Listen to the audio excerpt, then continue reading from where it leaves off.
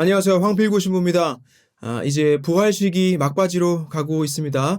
오늘은 주님 승천 대축일이죠. 한국도 그렇고 미국 대부분 지역에서는 주일로 이동해서 이 대축일을 지내기도 하는데, 아직까지 이 미 동부 쪽 보수적인 교구들에서는 예수님께서 부활하시고 40일이 되는 바로 이날에 주님 승천을 기념하도록 되어 있어요.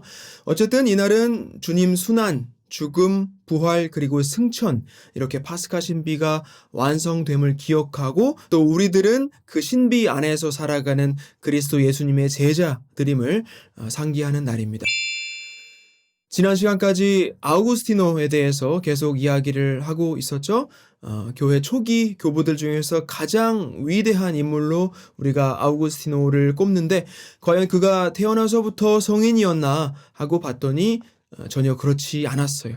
아버지는 출세에 대한 욕망이 컸던 사람이었고, 아들 아우구스티노한테 좋은 교육을 받게 해주려고 여기저기 학교도 보냈지만 아우구스티노는 별 흥미를 느끼지 못했죠. 그래서 흥청망청 살다 보니 어린 나이에 아이까지 생겨나고, 그렇게 식솔들을 챙기려고 공부를 시작했다가 철학, 즉 지혜에 대한 갈증에 사로잡혀 버립니다.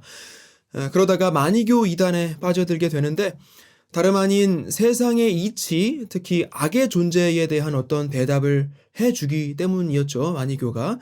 마니교 사상은 영지주의처럼 이원론을 기본으로 하고 있는데, 이 세상을 두 가지 원리, 즉 선과 악으로만 나누어서 보는 거예요.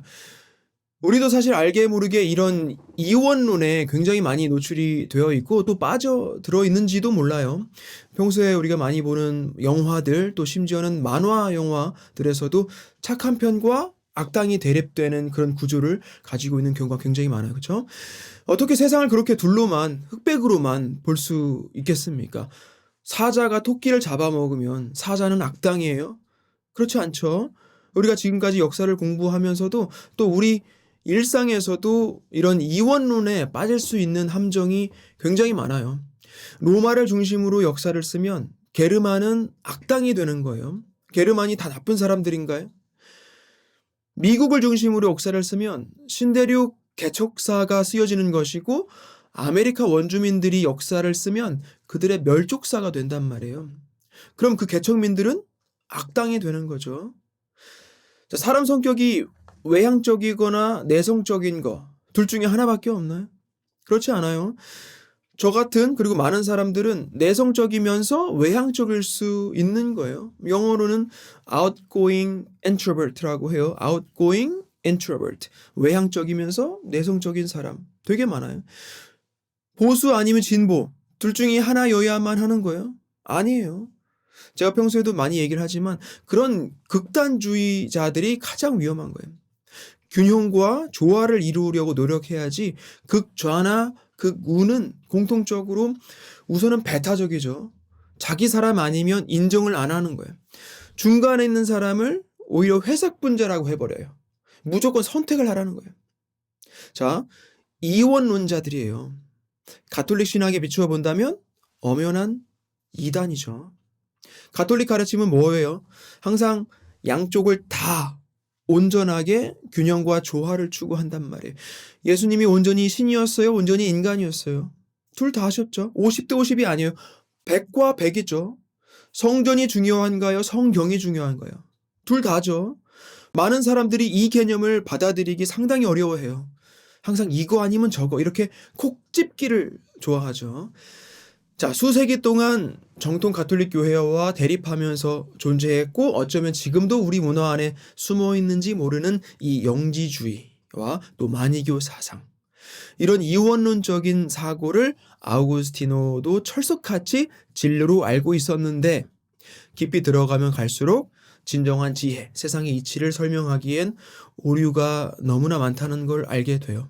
그래서 스스로 그 이단의 오류에서 빠져나오는데, 그러던 차에 밀라노에서 신플라톤주의를 배우게 됩니다. 신플라토주의는 기존의 플라톤주의에서 이렇게 업그레이드된 사상인데, 플라톤주의에서는 이데아론을 주장하면서 이데아 세계와 현상 세계 이렇게 둘로 정신 세계와 물질 세계, 영의 세계와 육의 세계 역시 이런 이원론적인 개념을 고집하고 있었단 말이에요. 근데 한편 신플라톤주의에서는 그 유출설을 주장하면서 일자라는 모든 만물의 근원에서 전부 다 나온다라고 보는 거예요. 이데아든 현상계이든 세상 존재의 이치를 한 가지 원리에서 나왔다고 보는 일원론이에요.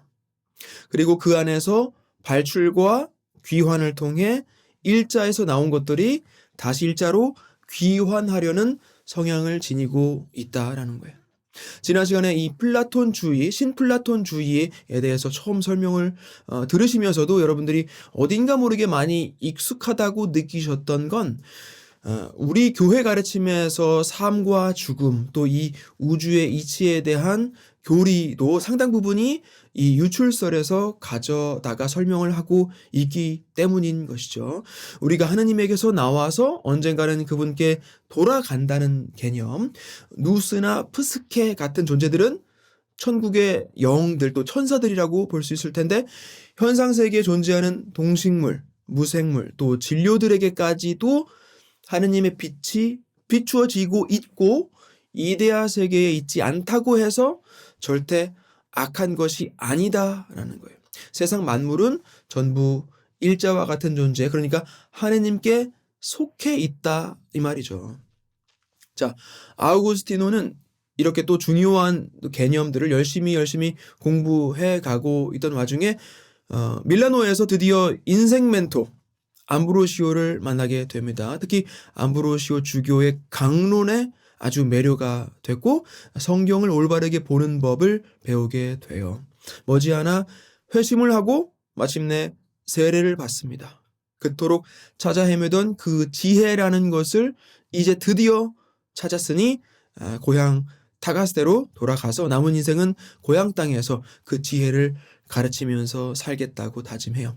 어머니 모니카는 이제 그 무렵 갑자기 죽게 되지만 아우구스티노에게 어머니 모니카는 믿음의 어머니로서 지대한 영향을 미쳤고 아우구스티노가 성인 반열에 오르게 된 가장 큰 영적인 도움은 바로 어머니의 기도와 그녀의 삶으로서의 그 모범이었을 거예요. 자, 그럼 오늘 이 시간에는 아우구스티노가 고향으로 마침내 귀향에서의 그 삶부터 이어나가도록 하겠습니다. 아우구스티노는 성공한 삶을 포기하고 고향으로 돌아갑니다. 거기서 수도 공동체를 만들어요. 아우구스티노를 따르던 제자들을 모아서 함께 기도도 하고 공부도 하는 그런 공동체를 설립한 거예요.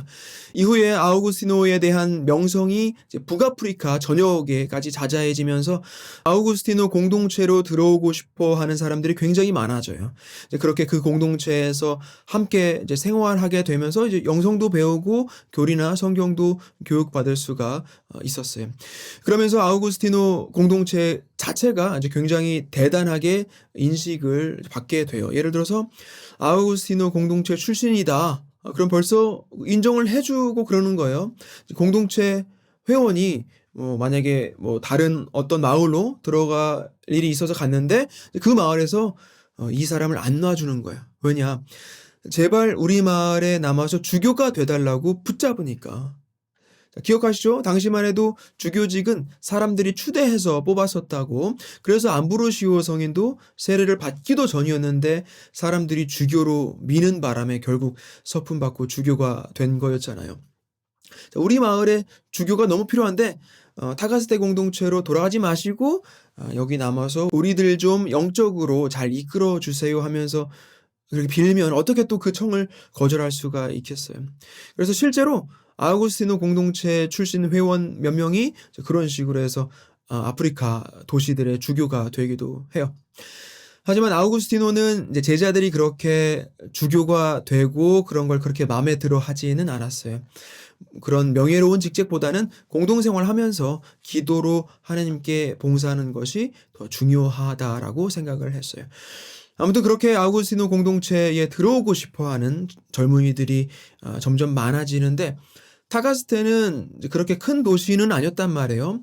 이제 그런 물리적인 한계 때문에 전부 다 받아줄 수가 없는 거죠. 그래서 제2의 수도 공동체를 만들 계획을 세우기 시작합니다. 어느 정도 규모는 있는 도시면서 너무 대도시는 아닌 수도 생활하기 적당한 곳을 이렇게 찾다가 히포라는 곳을 후보지로 일단은 삼고 답사를 가요.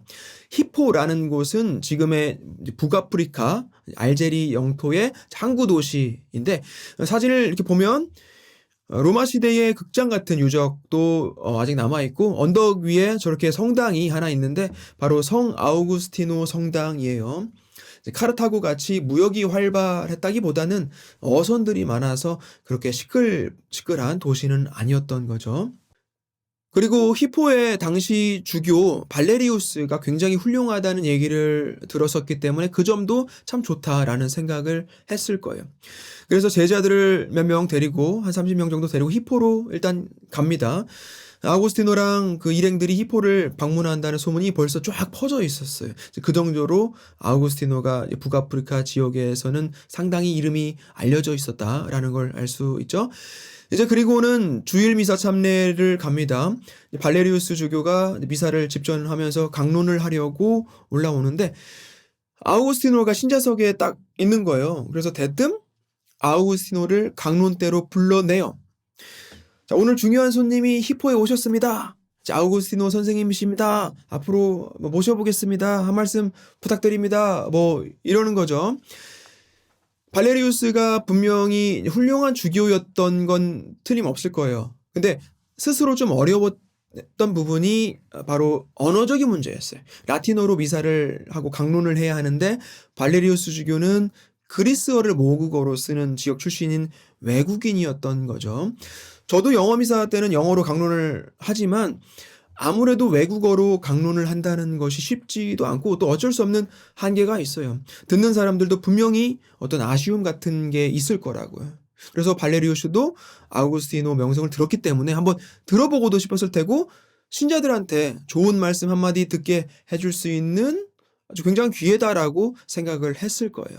마치 우리도 본당에 특강 같은 거 할 때 외부에서 강사분들 이렇게 모셔오는 것처럼.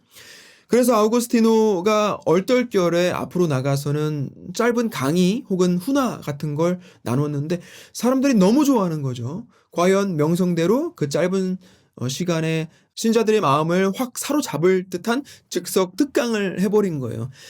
이때 발레리우스 주교가 신자들한테 그러는 거예요.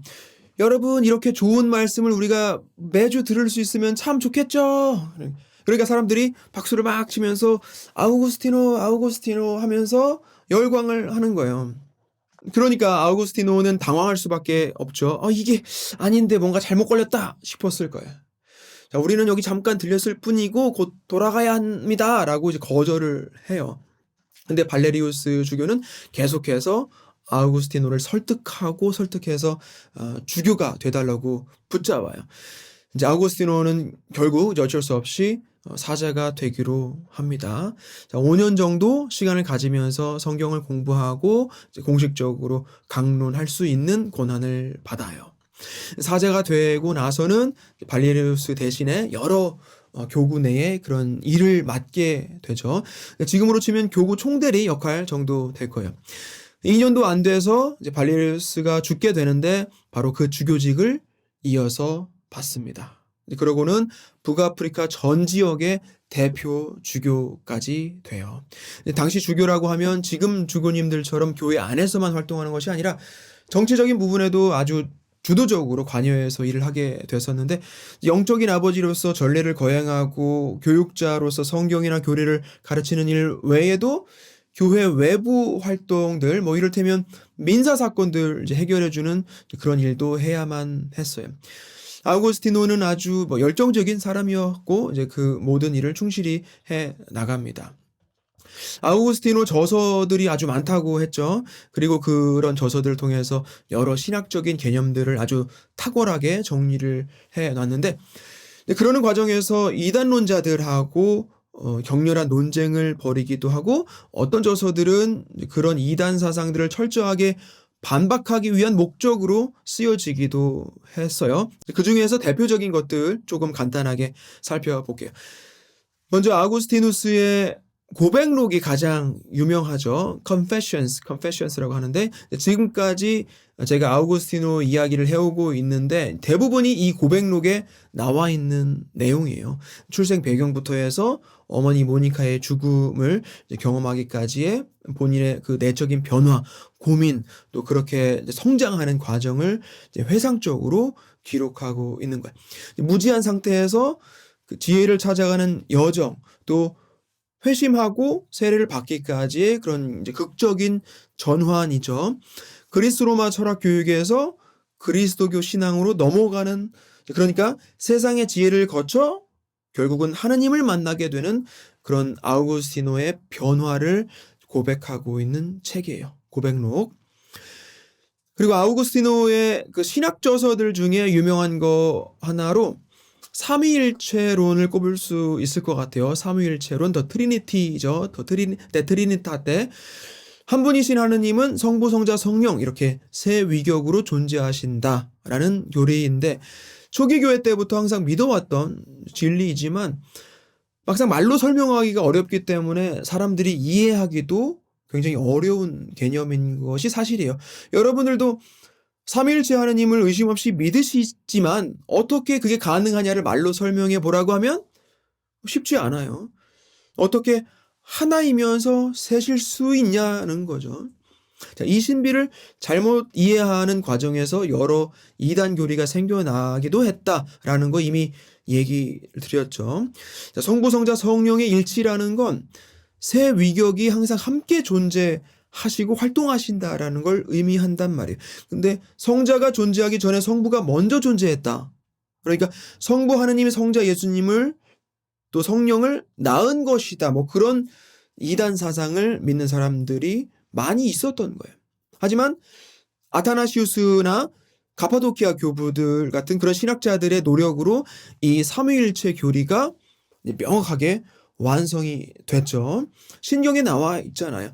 consubstantial, 동일 본질, 동일 본질로서 성자는 not born but begotten, 성부에게서 창조되신 것이 아니라 나셨다. 성령도 발하신 존재다라는 거, 창조물, 피조물이 아니라는 거예요. 구별된 이제 그런 신학 용어를 써서 우리 신학을 설명한다는 거죠. 이제 이 아우구스티노는 그 삼일체 신비를 신자들한테 더 쉽게 설명을 해줘야겠다라는 생각이 들었던 거예요. 자, 태양의 비유를 해요. 태양을 보면 태양 그 자체, 그리고 거기서 나오는 빛, 그리고 그 발생하는 열이 있잖아요. 태양, 햇빛, 그리고 햇볕.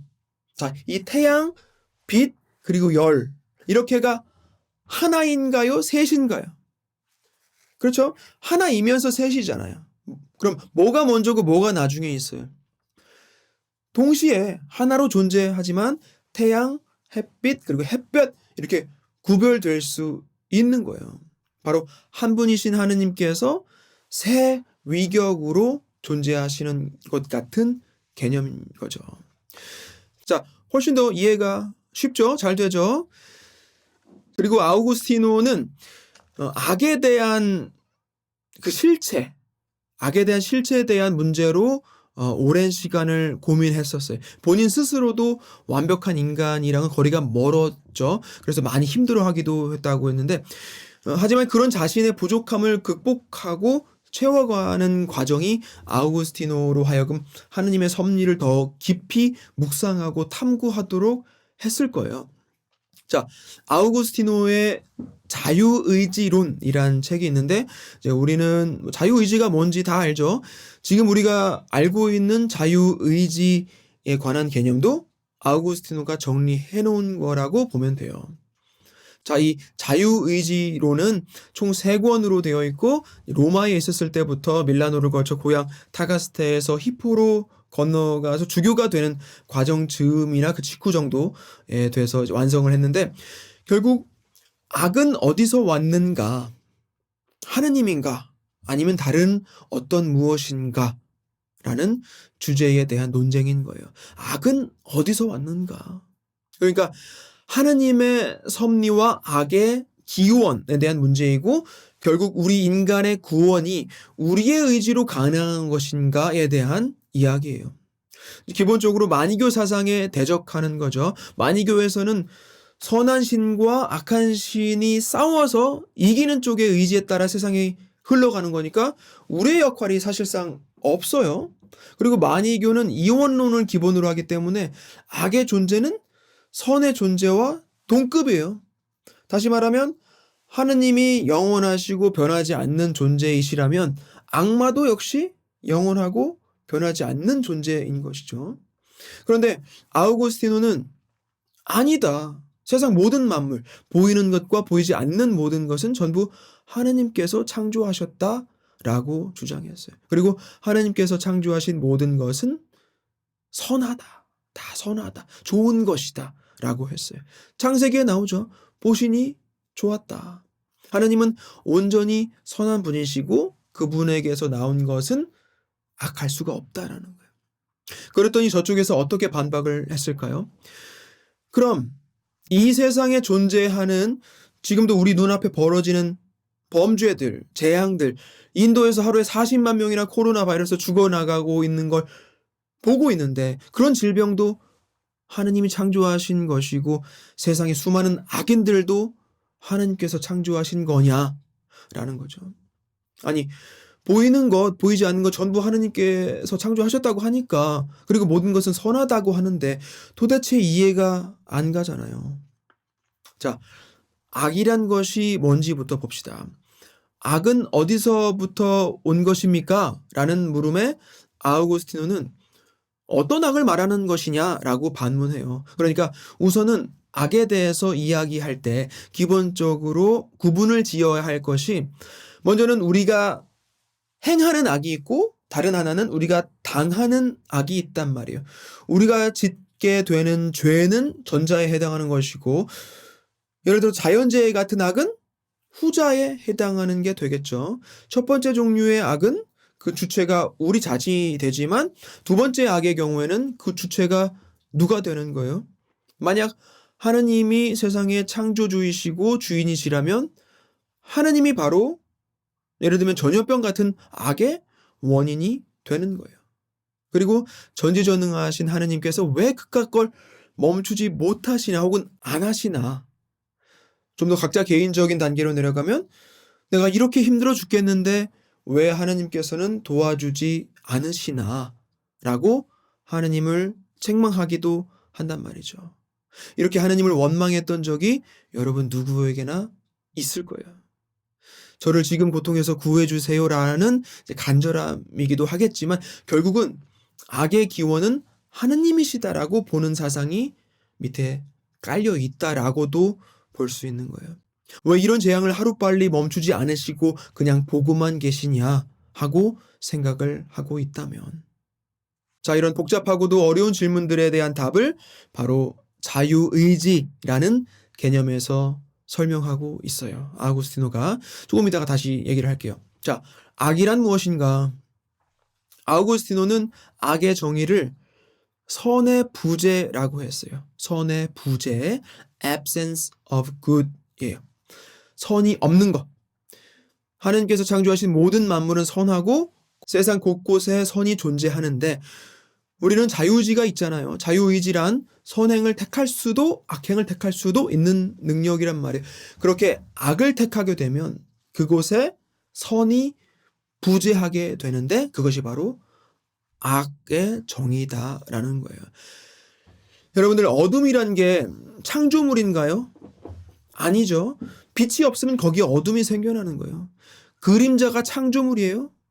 아니에요. 빛이 가려서 불가피하게 생겨난 것일 뿐이죠. 어떤 실체도 아니고 창조물도 아니에요.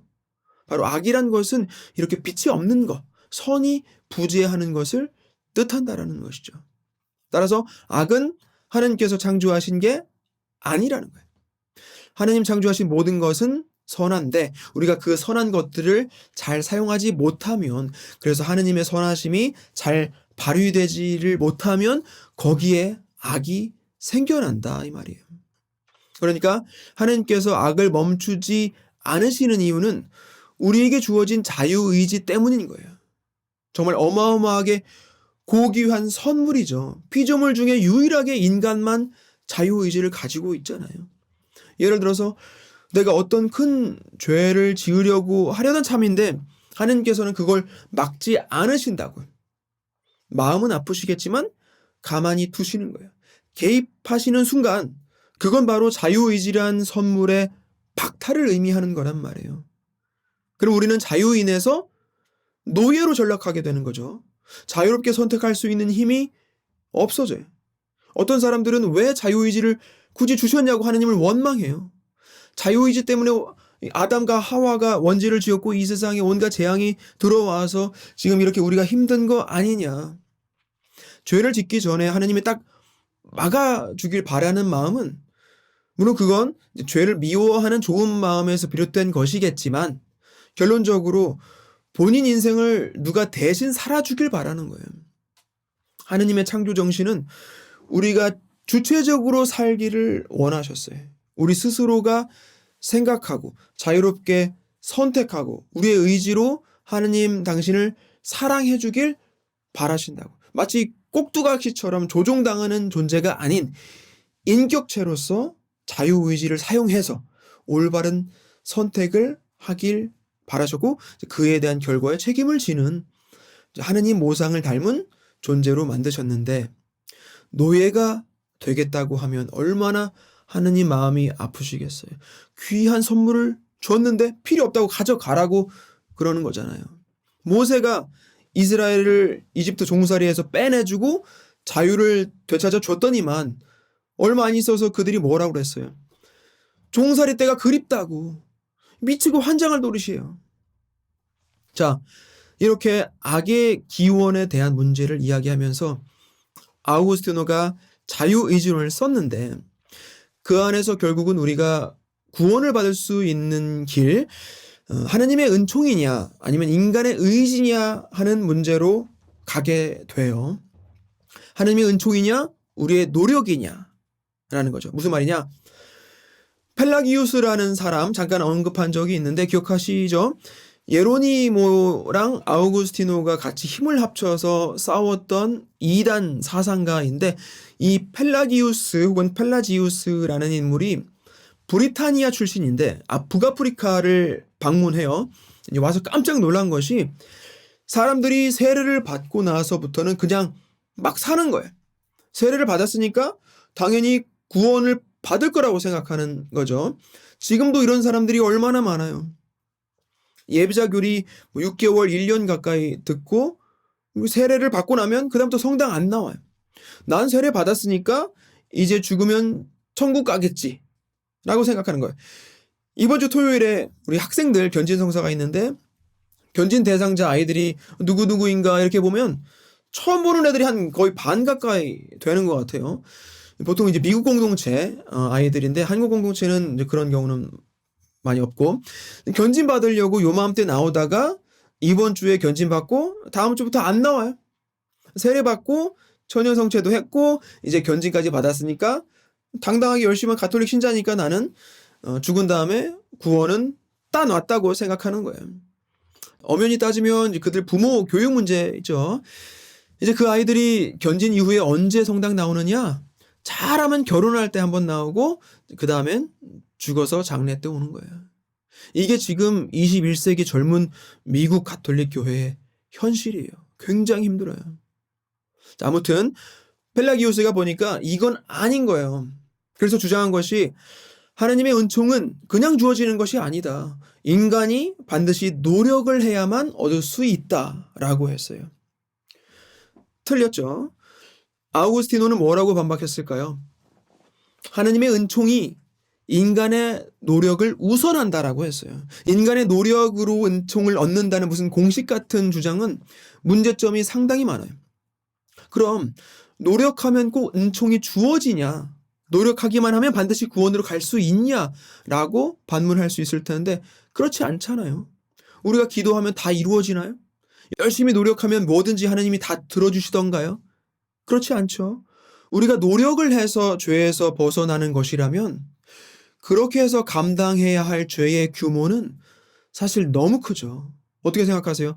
여러분들이 지은 죄를 어떤 노력으로 갚아라라고 한다면 죽기 전에 다 해결할 수 있으시겠어요? 그리고 또 중요한 문제점, 구원을 자기 스스로의 힘으로 이루어낸다라고 하는 아주 위험하고 오만한 생각이 들어있는 거예요. 아니, 내 힘으로만 구원을 받을 수 있다라고 한다면 예수님은 왜 굳이 십자가를 지신 거냔 말이에요. 아우구스티노도 젊었을 때 노력을 안 한 게 아니에요. 욕정에 빠졌을 때도 힘들어하면서 거기 헤어나오려고 무단히 노력을 했다고요. 노력만으로 다 되는 게 아니란 거예요. 하느님의 은총이란 그분 자비와 사랑으로 우리에게 주어지는 것이지 우리 힘으로 얻어내는 무슨 상품 같은 게 아니란 말이에요. 또 다른 이단 종파가 있었어요. 교회 안에 도나투스파라고 있었는데 진정한 교회란 무엇이냐라는 문제로 아우구스티노랑 대립을 했어요. 배교자들을 다시 교회로 받아주는 것이 옳으냐 하는 문제이죠. 열정적인 신자들이 박해를 받으면 기꺼이 순교를 하기도 했지만 목숨을 내놓는다는 것이 그렇게 간단하지가 않잖아요. 두려움에 잠시 마치 베드로 사도처럼 신앙을 저버리기도 했지만 밀라노 칙령 이후에는 이제 로마 제국이 모든 종교를 이제 관용하고 테오도시우스 대제가 그리스도교를 국교로 선포하면서 또 자유롭게 신앙생활을 할 수가 있게 됐잖아요. 이제 그제서야 배교자들이 교회로 돌아오는 거죠. 이때 그들을 다시 받아줘야 하나 말아야 하냐라는 문제예요. 평신도들은 그렇다 쳐도 성직자, 사제, 주교들이 배교하더니 다시 돌아왔다고 하면서 미사를 집전하고 강론을 한다고 해보세요. 여러분들이라면 쉽게 용납하고 받아주실 수 있겠어요? 자, 절대 안 된다고 했던 이들이 바로 도나투스파였어요. 교회 내 어떤 그 강경파, 극단주의자들인 것이죠. 교회는 신성한 것이기 때문에 한 번이라도 배교한 사람은 절대 받아들일 수 없다라고 이제 배타적인 입장을 내세웠어요. 가장 완벽하고 성스러운 성직자들만이 이 신성한 교회를 이끌 수 있다라는 거죠. 아우구스티노는 이런 도나투스파의 주장에 반대를 했어요. 교회가 신성한 것은 진리이지만 부족한 죄인들로 이 교회가 구성되어 있다는 것도 사실이다. 순수하고 완벽한 사람들만 교회에 들어올 수 있다? 아니라는 거죠. 예수님께서도 죄인들을 부르러 이 세상에 오셨듯이 결핍 많고 죄 많은 이들이라도 교회를 이끌 수 있다라고 했어요. 진정한 교회라면 흠이 있는 이들도 끌어안으면서 함께 하나님께 나아가야 한다라는 거죠. 오랜 시간 격정적으로 싸움을 벌이다가 결국 교회는 아우구스티노의 주장을 따르게 됩니다. 아우구스티노는 신자들에게 교리를 가르치면서 본인이 그때까지 배운 철학을 이용하기도 했어요. 신플라톤주의를 받아들였다고 했죠. 그래서 그 신플라톤주의를 그리스도교 교리와 연결시켜서 하느님을 설명하기도 했어요.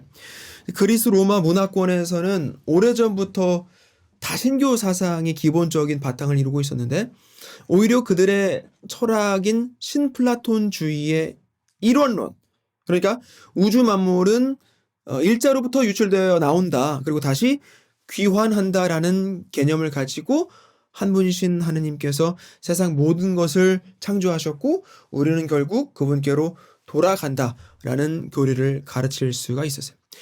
하지만 차이점은 분명히 있어요. 그 부분도 빠짐없이 강조를 했는데 신플라톤주의의 일자 사상은 어떤 자연 법칙 같은 거예요.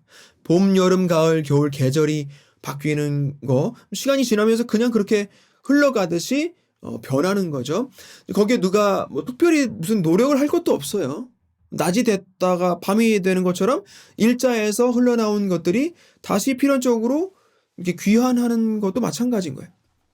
자, 인간이나 동식물도 그냥 살다가 죽으면 다시 일자로 돌아간다라는 거죠.